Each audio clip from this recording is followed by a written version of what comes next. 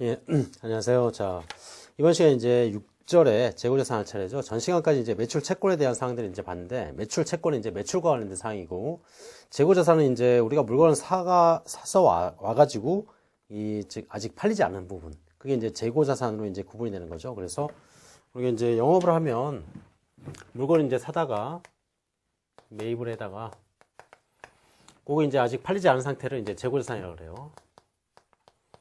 그리고 그게 이제 매출이 되면 이 매출액이라는 수익을 발생시키고 매출액이라는 수익이 발생이 되고 그 다음에 이제 재고자산가액은 어떻게 되냐면 이게 이제 매출 원가라는 걸로 이제 기록이 돼요. 원가라는 비용으로 이제 기록이 돼요. 그러니까 그게 이제 여기가 이제 물량의 흐름이라고 이제 좀 보시면 돼요. 그래서 요거 이제 물건을 사올 때 우리가 기업에는 두 가지가 있는데 상기업하고 제조기업이 있거든요. 근데 상기업은 물건을 사다가 마진 붙여가지고 파는 애들을 얘기하는 거고 제조기업은 지들이 이제 만드는 애들을 얘기하는 거죠. 그래서 상기업 같은 경우 물건을 사오면 그 이제 상품 이렇게 얘기돼요. 그 다음에 제조기업은 물건 이제 자기들이 만드니까 원재료 사다가 거기다 이제 인건비 투입하고 뭐 해서 만들면 제품 이렇게 얘기를 해요.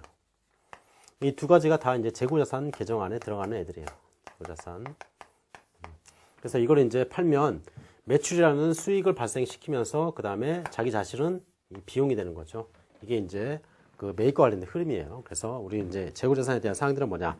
상품을 매입을 했을 때 상품 계정에다 집어넣고 그 다음에 그걸 팔면 상품이 빠져나가면서 매출원가로 대체가 된다. 이렇게 보시면 되죠. 자, 그래서 이게 밑에 보면 그 상품 매입 시에 상품 계정으로 처리하고 상품 매출 시에 상품 매출 계정으로 처리를 한다. 상품 매출은 이제 수익이라고 보시면 돼요. 매출이 발생되는 금액 자체를. 그래서 밑에 있는 사항들을 이제 가지고 한번 볼까요?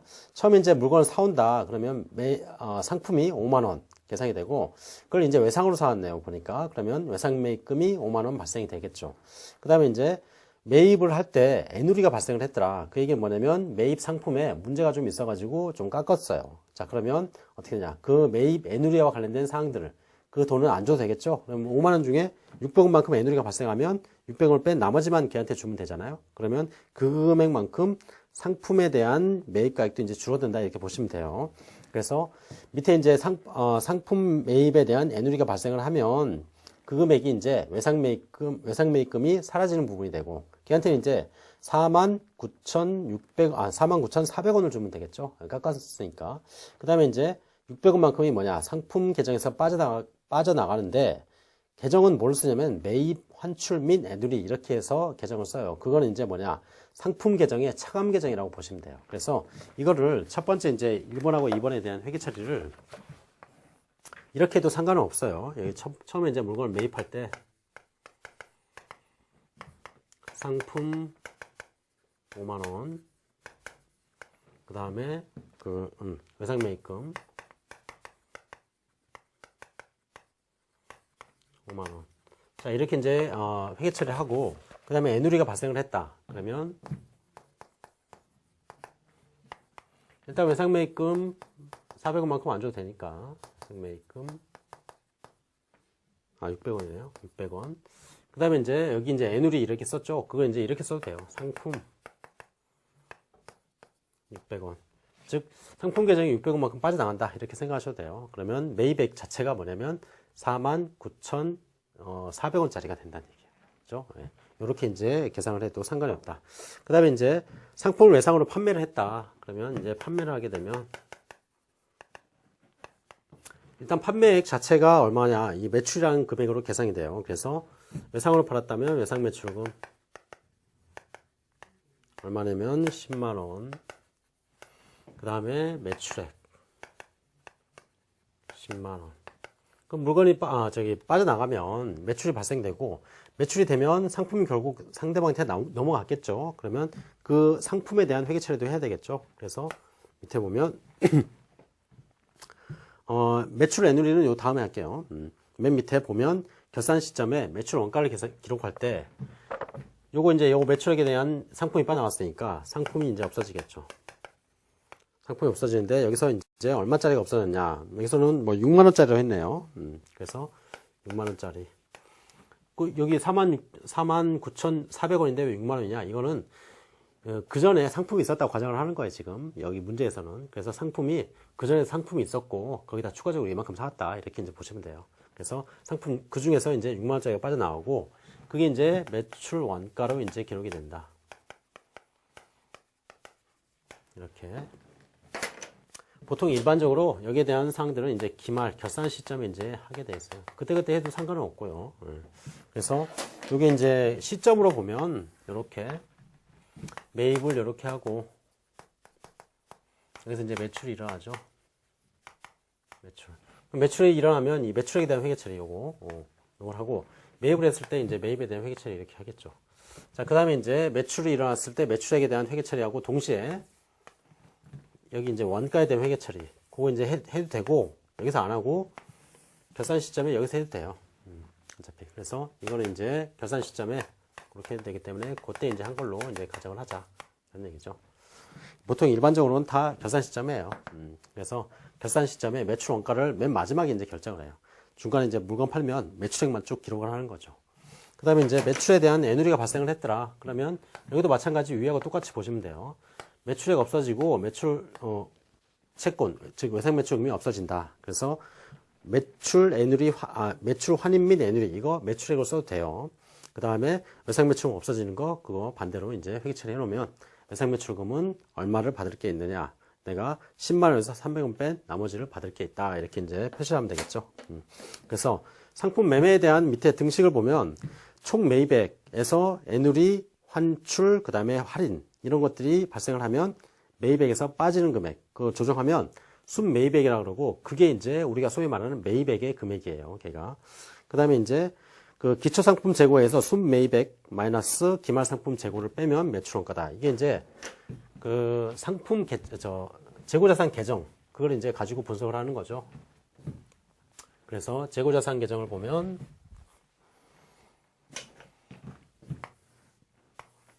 여러분들이 이제 그 회계에 대한 기본적인 사항들은 다 안다는 가정하에서 제가 이제 하는 거예요. 그래서 계정에 대한 사항들은 여러분들 회계 원리와 관련된 회계 기초와 관련된 사항들인데 여러분들이 이제 그 전산 회계 1급 그 과정에서 사실은 그 회계 기초와 관련된 사항들을 기본적으로 다 보고 그 다음에 계정을 만드는 방법이라든가 그런 것들도 다 일단은 다 보고 이제 넘어왔다는 가정하에서 제가 강의를 하는 것이기 때문에 여러분들이 이제 이 계정을 썼을 때 T계정에 대한 사항들을 여러분들이 기존에 알고 있는 거 그걸로 이제 생각하시면 돼요. 그래서 재고자산 계정 재고자산 계정에서는 기초가 이제 얘는 자산이니까 기초가 여기 있고 그 다음에 단기에 매입한 거 그 다음에 기말 매출 원가 이렇게 이제 표시된다 그랬죠. 그래서 여기 양쪽의 합은 같다 이렇게 그래서 기초에 있던 금액과 단기 매입액 이 두 개를 합한 거를 이제 판매 가능 재고다 이렇게 이제 얘기를 하고 그 판매 가능 재고는 결국 이제 이걸 가지고 팔든지 남기든지 하겠죠. 그럼 팔린 부분이 매출 원가가 되는 거고 그리고 남으면 기말 재고가 되는 거예요. 그래서 이렇게 이 금액과 이 금액은 같게 돼 있어요. 두 개 합은 항상 이제 재고자산 계정인데 여기서 이제 그게 이제 그 공식이 이제 나오는 게 이거죠. 기초에서 단기 이게 이제 순매입액이에요. 매입액 그걸 이제 더하면 그 금액은 얘하고 똑같은데 요거는 이제 이렇게 해서 쓸 수 있겠죠. 기초 플러스 매입액은 기말 플러스 매출 원가와 같다. 그죠? 그럼 이거를 이제 이렇게 바꾸면 매출 원가만 나타내는 식으로 바꾸면 얘를 이제 이쪽으로 보내면 될 거예요. 그죠? 그래서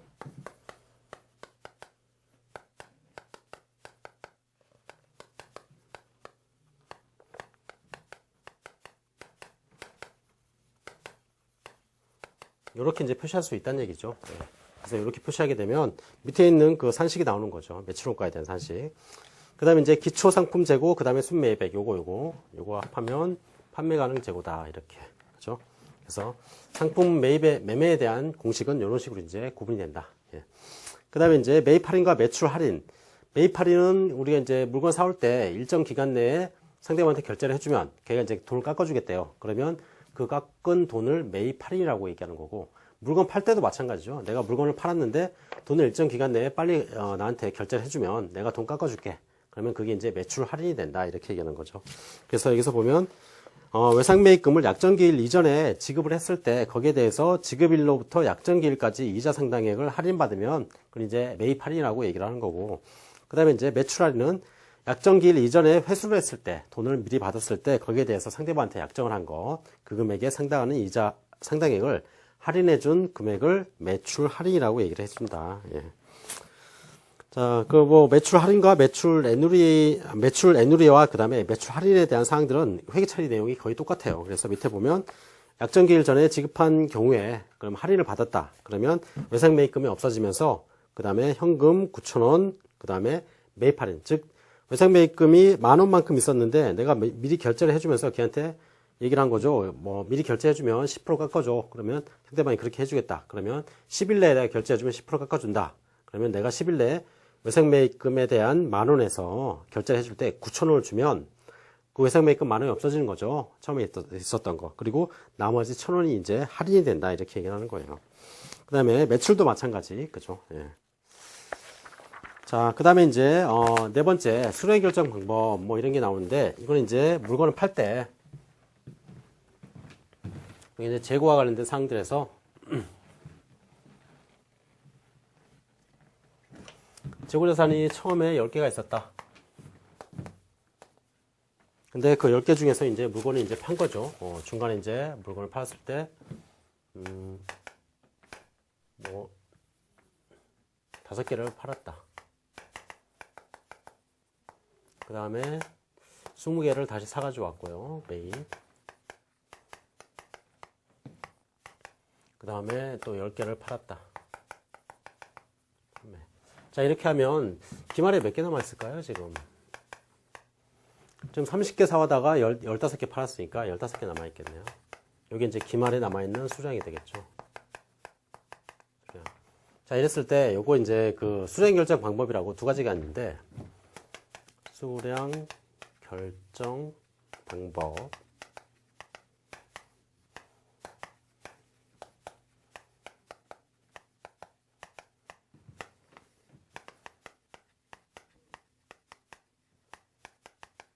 이렇게 이제 두 가지가 있어요. 계속기록법과 실지재고조사법이라는 게 있는데, 계속기록법은 뭐냐면 물건 팔릴 때마다 그걸 이제 계속 기록을 하는 거예요. 그래서 10개 가지고 있다가 이거 팔리면 마이너스 5개 기록하고, 또 사오면 플러스 20개, 팔리면 마이너스 10개.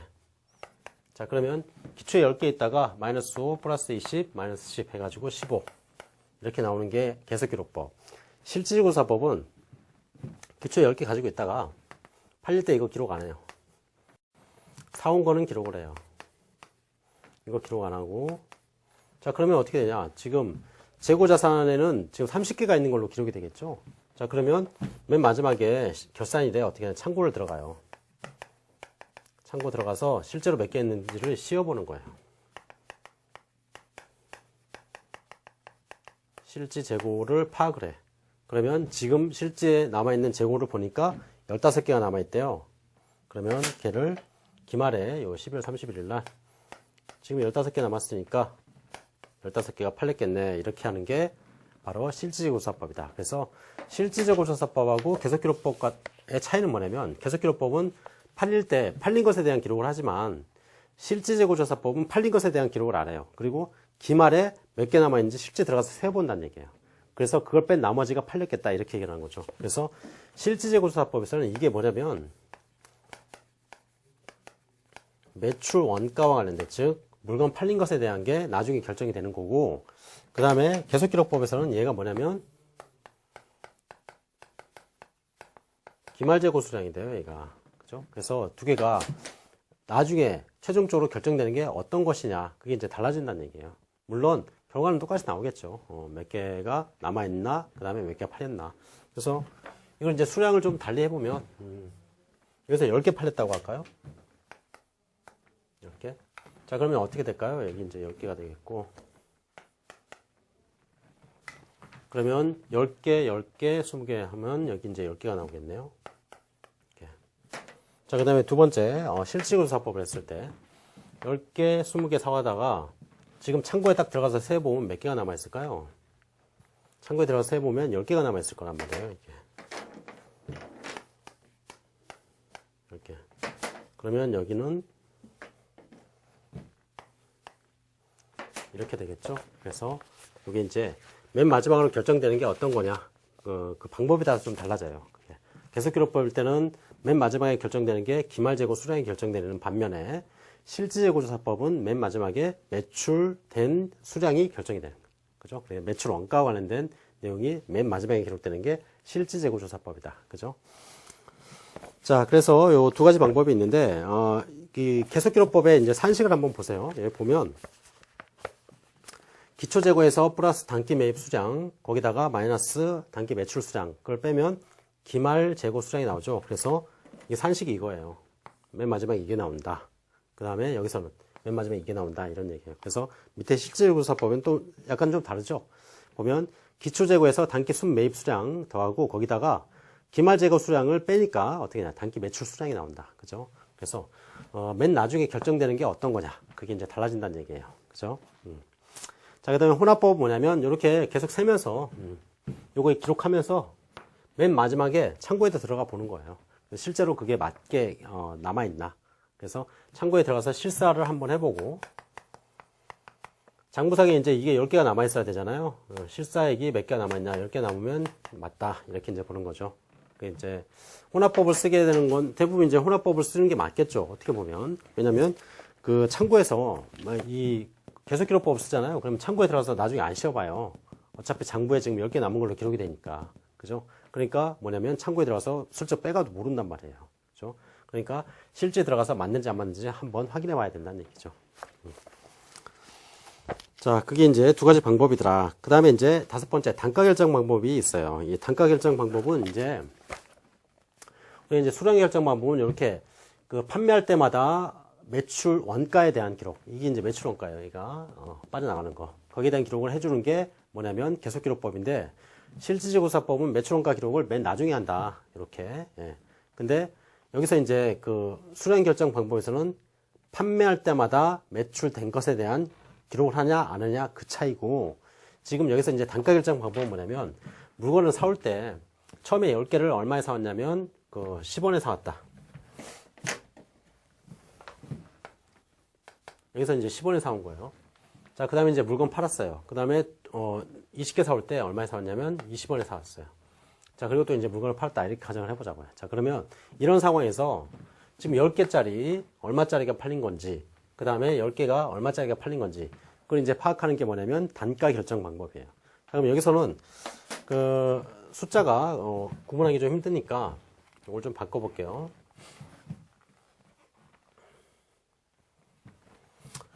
저기서 5개를 팔았다고 할게요. 그 다음에 여기도 5개 팔았다.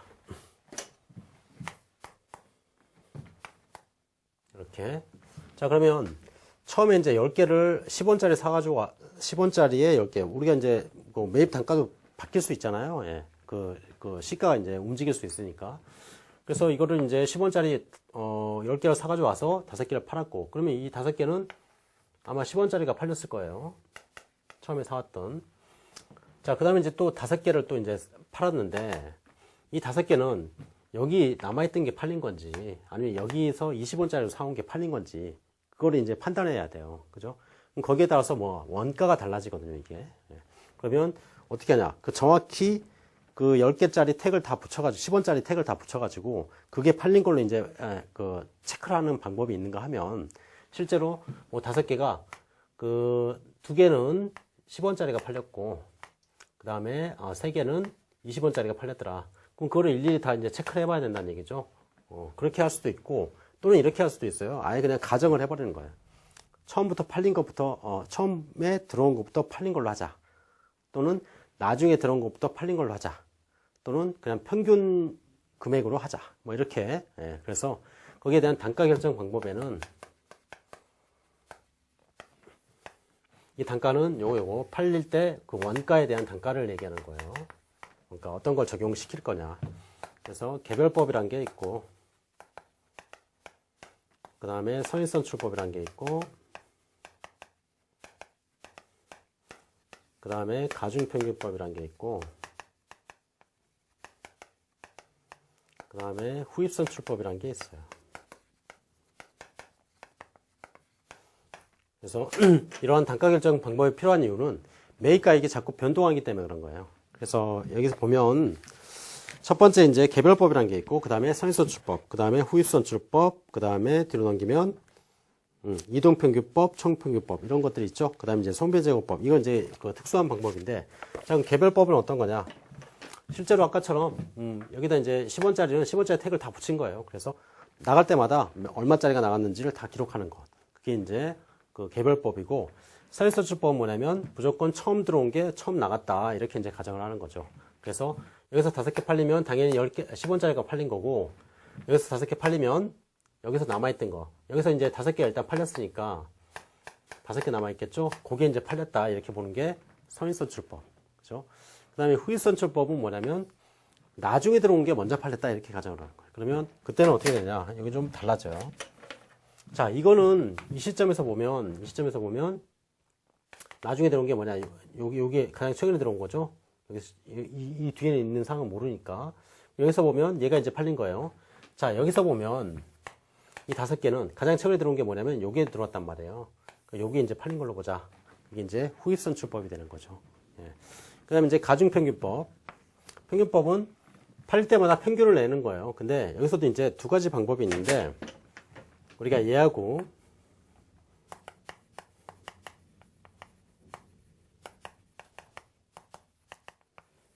우리가 방금 전에 봤던 수량 결정 방법 두 가지가 있었죠.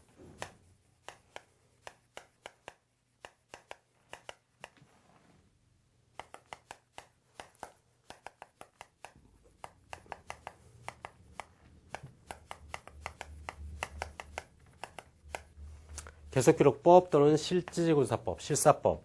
근데 이거를 이렇게도 쓸 수 있고 이렇게도 쓸 수 있어요. 그 얘기는 뭐냐면 선인선출법을 쓰면서 계속기록법, 선인선출법을 쓰면서 실질재고조사법, 그 다음에 평균도 마찬가지예요. 이걸 쓰면서 이렇게 쓰고 이걸 쓰면서 이렇게 쓸 수 있어요. 후입선출법도 마찬가지예요.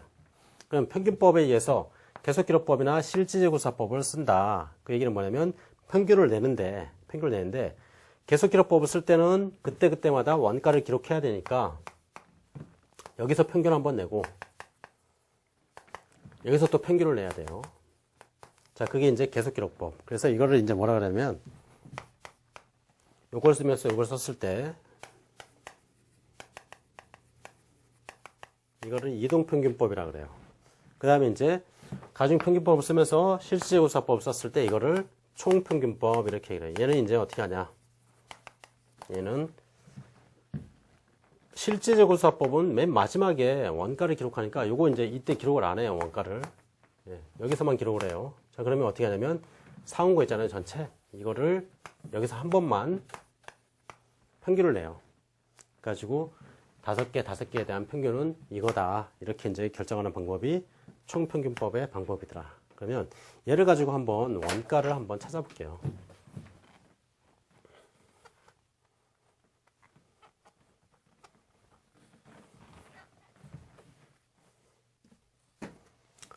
자, 먼저 선인선출법을 한번 해볼까요? 선인선출법을 하면서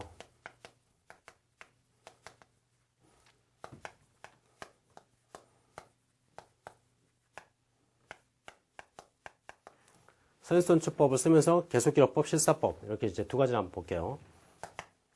자, 선인선출법을 쓰면서 계속기록법을 쓰게 되면 먼저 이제 들어온 건 다 기록을 해요. 매입에 대한 기록은 다 하고 일단 요거 요 기록을 계속기록법일 때는 이때 그때마다 기록을 하니까 여기서 이제 원가는 얼마냐? 5개에 대한 원가 10원짜리니까 50원이 이제 매출 원가로 이제 기록이 돼요. 자, 그 다음에 이제 여기서 이제 팔릴 때 선인선출법은 먼저 들어온 게 먼저 팔리니까 여기서 10개 중에 5개 팔렸으면 5개 남아있었겠죠? 그 5개가 여기서 이제 또 팔린 거예요. 그러면 여기서 또 원가는 얼마냐? 50원이 매출 원가더라. 원가. 그죠? 자, 그 다음에 실질재고조사법은 여기서 이제 원가 기록 안 한다 그랬어요. 12월 31일 결산 시점에 원가 기록하는데 결산 시점에 보니까 10개가 팔렸어요.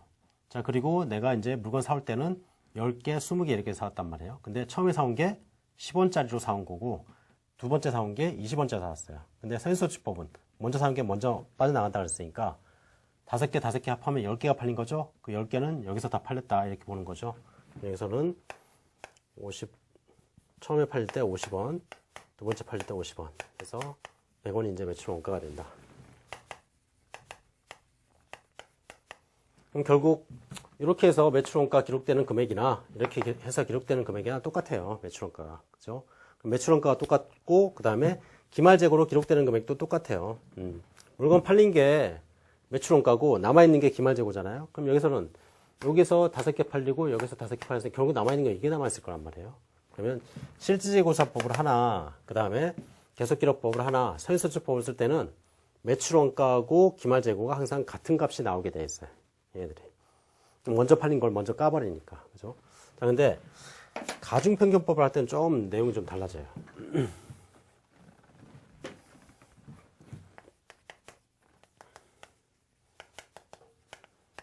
자, 이거는 이제 계속기록법, 그 다음에 실사법. 이렇게 이제 한번 보면. 자, 첫 번째 이제 팔린 거. 거기서 대한 평균을 한번 내볼까? 얘는 평균이 이거 하나니까. 그죠? 여기서는 50원이 될 거예요. 10원짜리 5개니까. 자, 그 다음에 이제 여기서 팔릴 때, 거기에 대한 평균을 이제 내는 거예요. 그러면 여기서 5개 남아있고, 여기에서 20개를 20원에 사왔으니까, 여기 이제 평균을 한번 내볼게요. 자, 처음에 10개, 처음에 5개. 왜냐면 10개에서 5개 팔렸으니까. 하나당 10원짜리였고, 그 다음에 여기서는 20개, 하나당 20원짜리. 그거를 몇 개? 5개하고 20개니까 25개로 이렇게 나누는 거예요. 그러면 하나당 단가가 나와요. 그게 5개 팔린 거예요, 지금. 5개. 자, 그러면 이거 한번 계산을 해볼게요.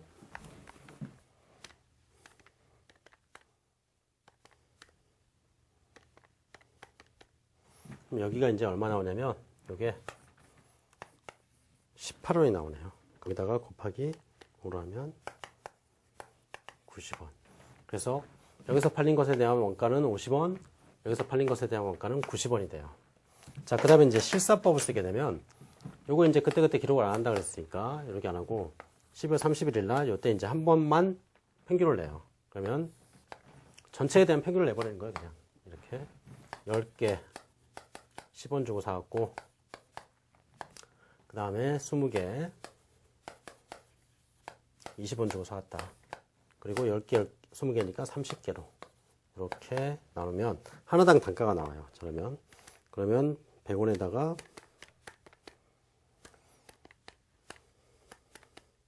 여기서는 16약 7원 정도가 나와요. 자, 이게 이제 하나당 단가라는 얘기죠. 자, 그걸 몇 개 팔았냐? 5개 해서 10개를 팔았다. 그러면 167원이 나오겠죠. 그러면 위에서 계산한 값하고 밑에서 계산한 값을 보면 여기서 5개 팔 때 원가 50원, 여기서 5개 팔 때 원가 90원, 두 개 합하면 140원이죠. 근데 여기서는 뭐예요? 167원이 나왔단 말이에요. 원가가. 다르게 나올 수가 있어요. 이렇게 되면. 그래서 이게 이제 그 가중평균법을 이용할 때, 평균법을 이용할 때 계속기록법, 그 다음에 실사법.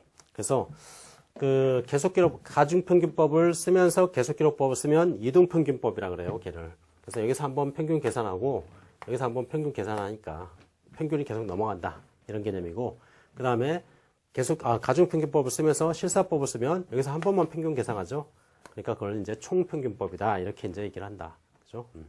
그래서 그 두 개의 차이가 생긴다는 얘기죠. 자, 그 다음에 이제 후입선출법. 이것도 보면,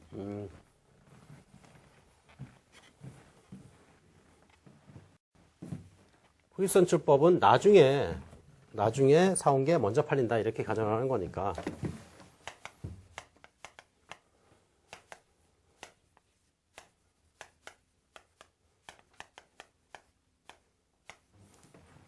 자, 첫 번째 팔린 것은, 계속기록법은 그때그때 팔 때마다 기록하니까, 첫 번째 팔린 것은 가장 처음에 사온 게 이거니까, 50원이 될 테고, 여기서는.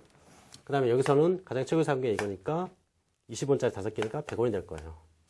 여기서는 매출 원가 얼마 나오냐면 150원이 나오는데, 시사법을 할 때는 여기서 기록 안 하고 맨 마지막에 이 시점에 한다. 이 시점에서 지금 보니까 10개가 팔렸어요. 사온 건 30개였고, 그러면 뒤에서부터 깎는다 이렇게 가정을 해요. 그러면 여기서부터 깐다 이렇게 가정을 해요. 10개. 그럼 10개가 뭐 20원짜리로 다 팔렸다 이렇게 보는 거죠. 그럼 여기서는 200원이 돼요. 원가가. 그러면 또 결과가 달라지는 거죠. 예. 이렇게 해서 두 개가 달라질 수가 있어요. 선의선출법은 항상 똑같이 나오지만 평균법하고 그 다음에 그 후익선출법은 결과가 달라질 수가 있어요. 물론 같을 수도 있어요. 예. 그렇지만 달라질 수도 있더라. 자, 그게 이제 단가를 결정하는 방법. 그래서 원가를 어떻게 결정할 것인가. 원가에 따라서 매출액은 뭐 판매가액이 항상 똑같을 테니까 판매가액은 항상 같지만 거기에 대한 원가가 달라질 수 있단 말이에요. 그러면 매출액에서 매출 원가를 뺀 게 매출 총이익인데 원가가 달라지게 되면 매출 총이익이 영향을 받겠죠. 그래서 매출 원가에 대한 기록을 어떤 식으로 하냐에 따라서 그 매출 총이익이 달라질 수가 있다는 얘기예요. 그래서 우리가 이제 수익이라는 걸 조작을 할 수 있는 여지가 좀 생기죠, 사실은. 그래서 이렇게 이제 매출 원가에 대한 기록을 통해서 어떻게 하냐, 맨 마지막에 수익을 어느 정도 그 측정을 하는데 좀 여지가 좀 생기는 거예요. 그래서 여러분들 이제 실제로 이제 그 세무 회계와 관련된 일을 여러분들 이제 하시면 그 실무상으로도 기말에 우리가 이제 장부를 만들 때 그때 이제 매출원가에 대한 결정을 해요. 그래서 기말 재고가 얼마나 남아있느냐에 따라서 이제 매출원가가 좀 달라지게 돼 있거든요. 그래서 그걸 가지고 이익을 어느 정도 좀 조정을 한다. 조정을 하는 건 원래 안 되는데, 그죠? 근데 기말에 몇 개가 남았는지 몰라요, 사실은. 그러니까 어느 정도 이제 가늠을 하는 거죠. 한 요 정도 남았겠다. 그러면 나머지가 매출 원가다. 이렇게 이제 판단을 하는 거예요, 사실은. 그래서 우리가 이제 재고자산 계정에서 보면 이렇게 이제 표시를 했잖아요.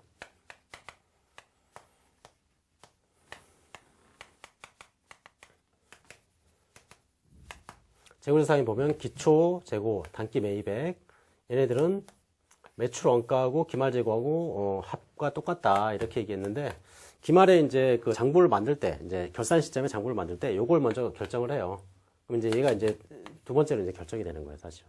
그래서 요거는 그때그때마다 기록이 되거든요, 사올 때는. 그래서 그게 이제 기록이 되면 요거는 이제 기초는 뭐냐면 전기에 이제 기말이 기초가 돼요. 전기의 기말이. 이건 이제 다음 기회에 이제 기초가 되겠죠. 예.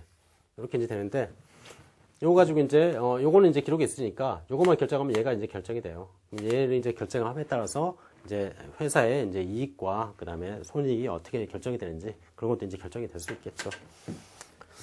자, 여기 이제 그 55페이지 보면, 첫 번째 관련 예제에 대한 사항들을 재고 수불부를 작성을 해봐라. 재고 수불부라는 재고가 어떻게 들어오고 재고가 어떻게 나가는지, 그에 대한 금액을 한번 써봐라. 이런 얘기예요. 예, 그래서 보면, 그 위에 있는 사항들을 가지고 한번 볼까요? 눈으로만 한번 쓰고 훑어볼게요. 자, 10월 1일 날 전기 2월. 그러면 전기 2월은 전달에 넘어온 기말 재고를 얘기하는 거예요. 그, 요번에 이제 10월 달엔 기초 재고가 되겠죠, 걔가.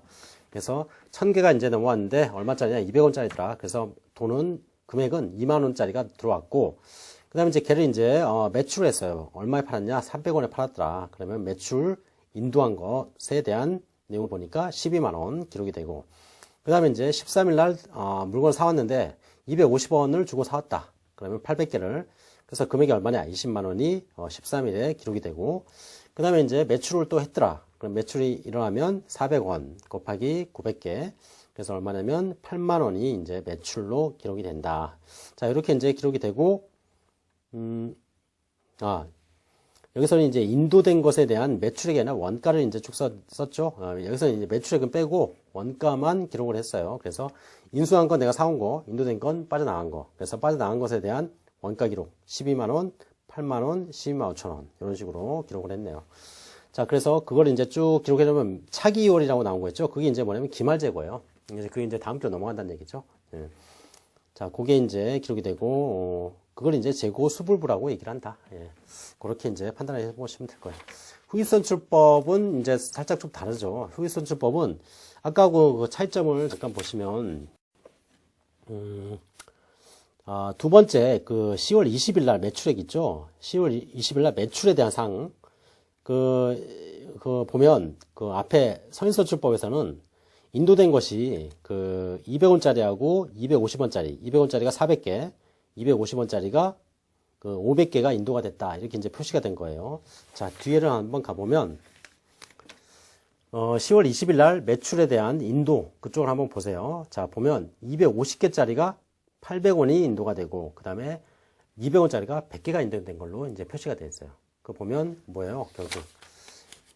맨 나중에 들어왔던 13일 날 들어왔던 그거 먼저 인도를 했다. 이렇게 가정한 거예요, 지금. 그죠? 그러니까 걔가 800개가 먼저 나오고, 그 다음에 남아있는 거는 그 전에 남아있던 거, 그거 이제 갖다 썼다. 이렇게 보는 거죠. 그래서 이게 이제 그 단가가 이런 식으로 기록이 된다.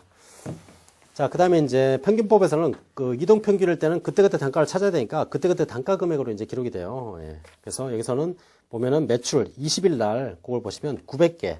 그리고 단가가 하나가 딱 나오죠. 233원. 그건 앞에 평균된 그 금액을 얘기하는 거예요. 그죠? 그 다음에 이제, 총평균법도 마찬가지. 단가가 달라지죠. 얘네 보면.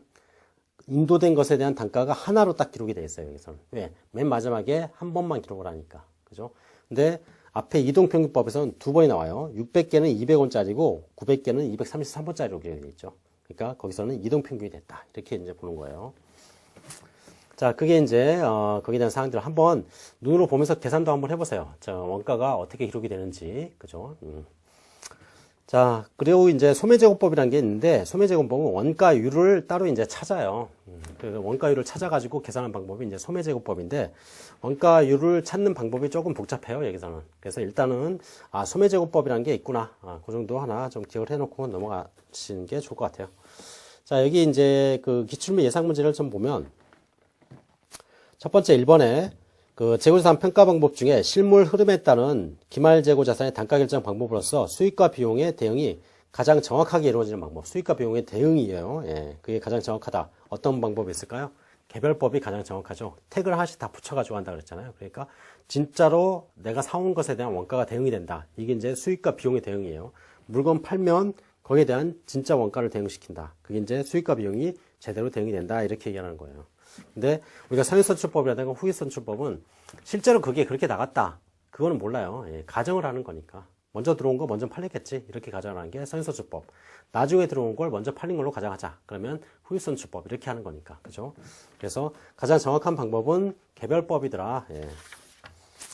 그 다음에 이제 두 번째, 다음 재고자산의 인식 시점에 대한 설명이다. 다음 중 틀린 것. 재고자산의 인식 시점이래요. 이거는 이제 재고자산을 그 장부에다가 기록하는 시점을 얘기하는 거예요. 자, 그러면 적성품은 수탁자가 판매하기 전까지 위탁자의 재고자산에 포함을 한다. 이 적성품이 어떤 거냐? 위탁 판매 같은 경우에 이제 수익인식 파트에서 이제 볼 테지만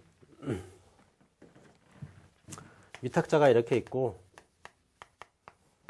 그 다음에 수탁자가 있고 소비자가 이렇게 있어요. 얘는 이제 뭐냐, 물건을 팔아달라고 얘한테 이제 맡기는 거예요. 자기 재고를. 그러면 걔가 이제 물건 팔면 대금을 받겠죠. 그럼 이 대금을 얘한테 이제 다시 돌려주는 거예요. 물론 얘는 이제 수수료를 대신 이제 받겠죠. 이게 이제 위탁 판매더라. 그래서 사실은 소비자한테 물건 파는 애는 얘가 이제 물건을 판다는 얘기예요. 자, 그래서 얘가 이쪽으로 넘기면 재고자산이 이제 넘어가겠죠. 이거를 이제 뭐라 하면 적성품이라고 얘기를 해요. 이것도 이제 재고자산 과목 중에 하나예요. 그래서 그 적성품은 수탁자가 판매하기 전까지 위탁자의 재고자산, 즉 얘의 재고자산 안에 들어가 있는, 얘 건 아니죠, 재고자산이. 그죠? 얘는 대신 팔아주는 역할만 해주니까. 그 다음에 이제 두 번째, 시송품은 매입자가 매입 의사 표시를 하기 전까지 판매자의 재고자산에 포함한다. 이 시송품은 어떤 거냐? 회사가 소비자한테 일단 물건을 인도를 해줘요. 그리고 뭐 7일 내에 뭐 반품할 수 있습니다. 뭐 이렇게. 그러면 이제 얘가 이제 써보고 반품을 하면 반품이 돼버리는 거고, 아니면 이제 사는 거죠. 예. 그러면 이제 시송품은 뭐냐면 상대방이 의사 표시를 하면 물건을 파는 거고, 아니면은 물건 팔린 게 아니에요. 그러면 물건이 이쪽으로 넘어가 있지만 얘가 의사 표시를 하기 전까지는 얘 재고 자산에 아직 들어가 있다는 얘기예요. 팔린 게 아니니까. 그죠? 그게 이제 시송품이에요. 그래서 시송품은 매입자가 매입 의사 표시를 하기 전까지는 판매자의 재고자산에 포함된다. 맞겠네요. 그 다음에 이제 세 번째, 할부 판매 상품은 인도 기준을 매출로 인식하므로 그 대금 회수와 관계없이 인도 시점에서 판매자의 재고자산에서 제외를 한다. 그래서 여기서 보면 이제 할부 판매는 인도, 즉 인도를 여기서 하고, 그죠? 그거를 가지고 있다가 나중에 이제 대금을 나중에 이제 받는 거잖아요. 그러니까 회사에서는 이미 물건이 빠져나가요. 예, 그래서 회사에서는 이때 이제 수익을 계산해요. 매출액으로. 그리고 이제 돈 받을 때 이제 매출 채권이 일단 계산이 되겠죠. 처음에 돈 받으면 매출 채권이 없어지면서 현금으로 대체가 되겠죠. 그래서 대금 회수와 관계없이 인도 시점에 그 판매자의 재고자산이 제외된다. 즉 이때 재고자산에서는 없어진다는 얘기예요. 이때. 자, 그 다음에 이제 네 번째, 미착품은 도착지 인도 조건인 경우에 선적 시점에서 매입자의 재고자산에 포함을 한다. 이 미착품은 뭐냐면 물건을 샀는데 아직 도착을 안 한 거예요. 그래서 우리가 미착상품이라고 있는데 아직 내 창고에는 안 들어왔어요. 자, 근데 지금 이제 결산을 하는 시점에 지금 배에 있는 거예요, 지금. 배에 이렇게 있어요. 12월 30일 시점에. 내 창고에는 아직 안 들어온 거예요. 자, 그랬을 때 여기서 이제 두 가지 조건이 있는데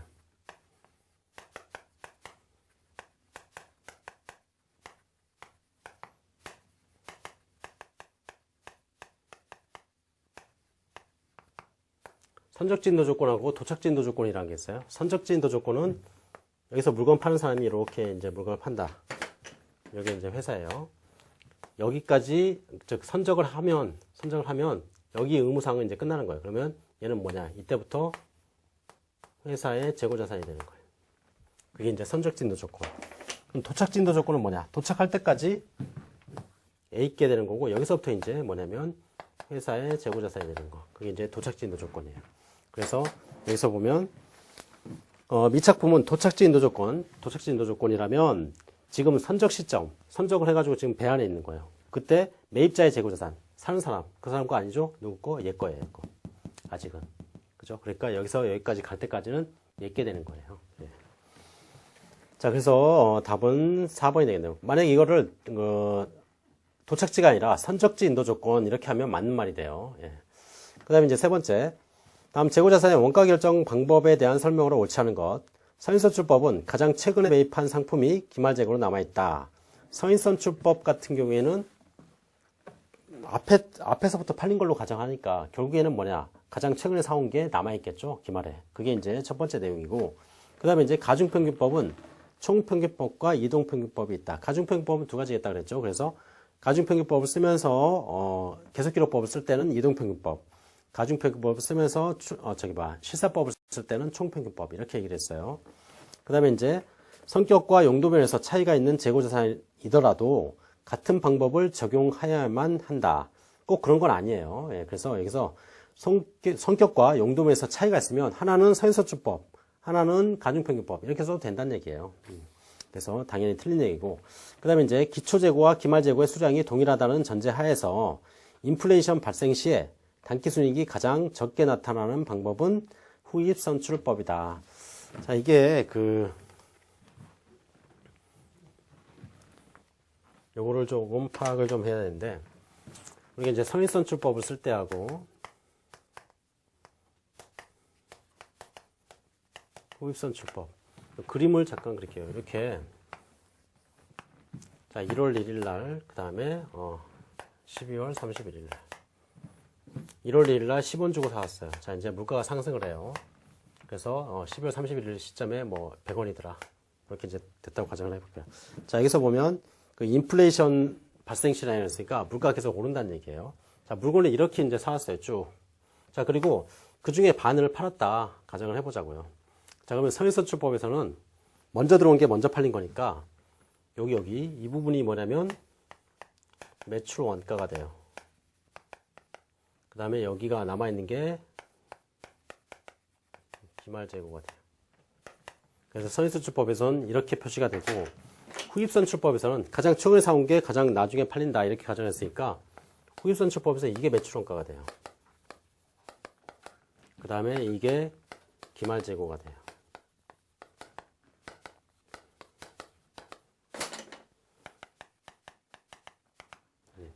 자, 그러면 결국 원가가 높은 방법, 즉 원가가 높이 계산되는 방법은 같은 상황에서 얘가 원가가 더 높이 계산이 되겠죠. 이 금액이 더 크니까. 그죠?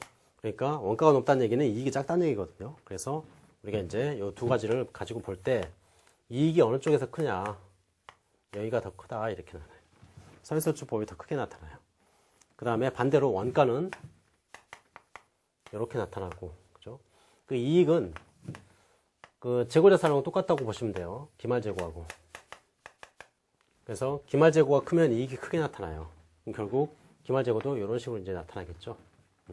그래서 이렇게 좀 기억을 좀 해주세요. 자, 그러면 여기서 보면 기초재고와 기말재고 수량이 동일하다는 그 전제하에서 인플레이션 발생 시 단기순이익이 가장 적게 나타나는 것, 그거는 후입선출법 맞겠네요. 그리고 그 사이에 이제 그 사이에 이제 선행선출법하고 후입선출법이 가장 양 끝에 있고 그 사이에 이동평균법, 총평균법 이렇게 있어요. 그래서 이렇게 되든지 아니면 이렇게 되든지 이렇게 되는 거예요. 그래서 선, 이, 총, 후 순이다. 이렇게 이제 좀 기억을 해보세요. 자, 그 다음에 이제 네 번째. 다음 자료로 그 기말 상품 재고액을 계산하는 것으로 옳은 것. 기말 상품 재고액이네요. 자, 보니까 기말 상품 재고는 어떻게 기록을 해요? 기초 상품, 거기서 단기 매입 더하고 매출 원가를 빼면 그게 기말 상품 재고가 돼요. 자, 그러면 여기서 기초 상품이 얼마? 5만 원이고 단기에 매입한 게 35만 원. 그럼 두 개 합하면 40만 원이 되겠죠? 자, 거기서 매출 원가를 빼야 되는데 매출액은 나왔는데 매출 원가는 안 나왔어요. 매출액은 매출 원가에다 이익 붙인 게 매출액이에요. 그럼 결국 여기서 매출액이 50만 원인데 매출 총이익이 단기 매출액의 30%다. 그 얘기는 뭐냐면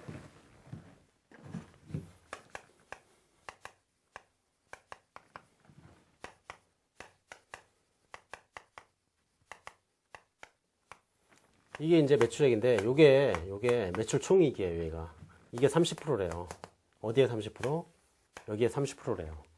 그러면 얘는 뭐냐면 70%가 된다는 얘기예요.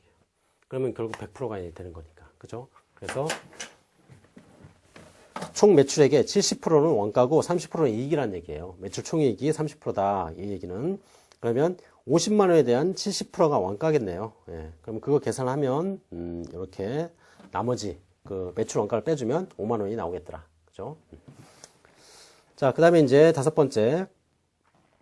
다음 상품 재고장에 기입된 내용에 따라서 8월 중에 갑 상품의 매출 총이익을 계산한 결과를 옳은 것. 매출 총이익을 물어봤네요. 매출 총이익은 매출액에서 매출 원가를 뺀 거죠. 예. 그러면 매출액을 먼저 보면 여기서 이제 그 상품 재고장에 대한 사항을 보니까 전기에 넘어온 거 상품이 10개가 넘어왔고 150원짜리가 넘어왔네요.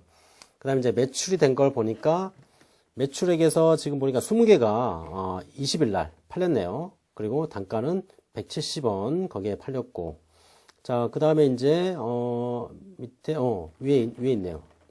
그 상품에 대한 상품은 모두 한 개당 300원에 판매가 됐다. 자, 그러면 일단 지금 매출된 것에 대한 원가, 그게 이제 그 상품 재고장에 인도된 것에 이제 표시가 되는 거예요. 20개에 대한 원가는 170원짜리 원가가 이제 팔렸다는 얘기예요. 그죠? 그러면 그게 이제 원가가 되는 거고, 매출액은 20개에 대해서 300원만큼 돈을 받고 팔았을 테니까. 그래서 여기서는 매출액에서 매출 원가를 빼야 되니까 매출액. 지금 물건 팔린 건 한 번 있어요. 8월 20일 날. 그러면 위에 이제 자료를 보니까 300원에 판매가 하나당. 그러면 20개 팔았는데 300원이더라. 이게 이제 매출액이 되고, 그러면 매출 원가는 밑에 이제 상품 재고장에 있죠. 20개가 170원짜리, 단가가 170원짜리더라. 여기서 이걸 빼면 이제 이익이 나오겠죠. 그래서 보면 그 두 개 빼면 얼마냐? 2,600원이네. 예. 2,600원이 나온다는 얘기죠. 자, 그 다음에 이제 여섯 번째. 2009년도에 매출액을 추정을 해보면 매출액을 찾아보려네요. 보니까 손익계산서에 매출 총이익이 나왔어요. 그러면 매출 총이익은 매출액에서 매출 원가를 뺀 거니까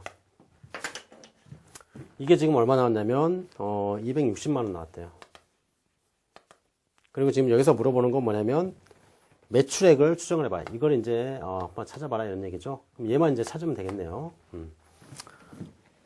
자, 그러면 밑에 보니까 기초상품 제공가 나왔고 단기 상품 매입액이 나왔고 상품 타 계정 대체액. 그래서 이건 이제 뭐냐면 상품 매입액으로 보시면 돼요. 타 계정 대체액은 다른 계정에서 상품 매입액으로 들어온 거 이렇게 보시면 돼요.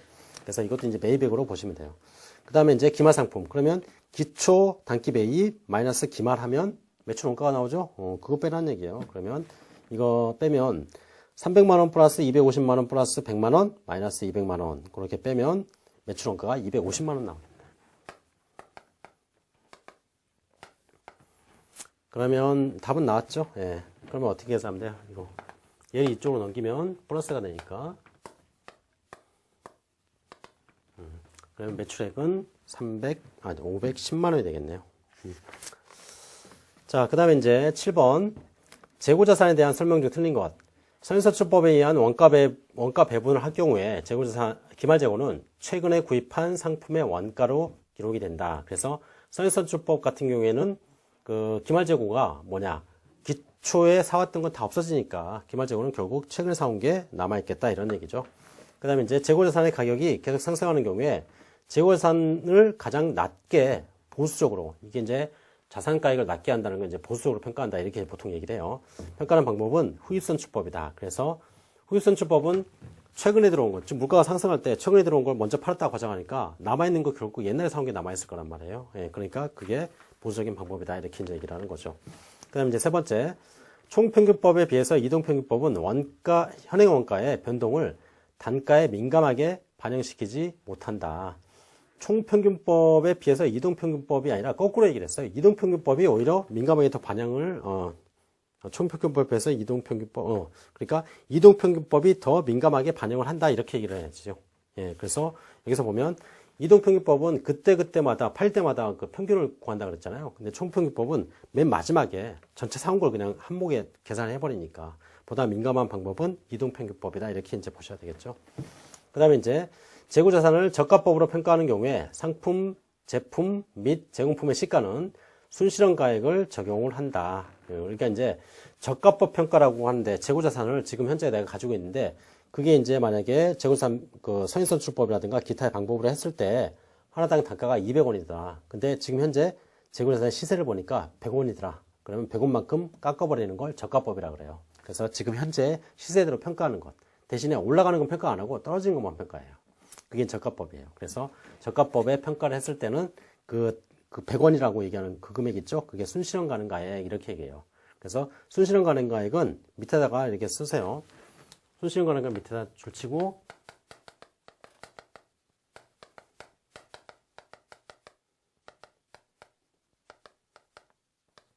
판매가에서 판매 부대 비용을 뺀 가액 그걸 이제 순실현 가능가액 이렇게 얘기를 해요. 그래서 그렇게 하나 좀 적어두세요.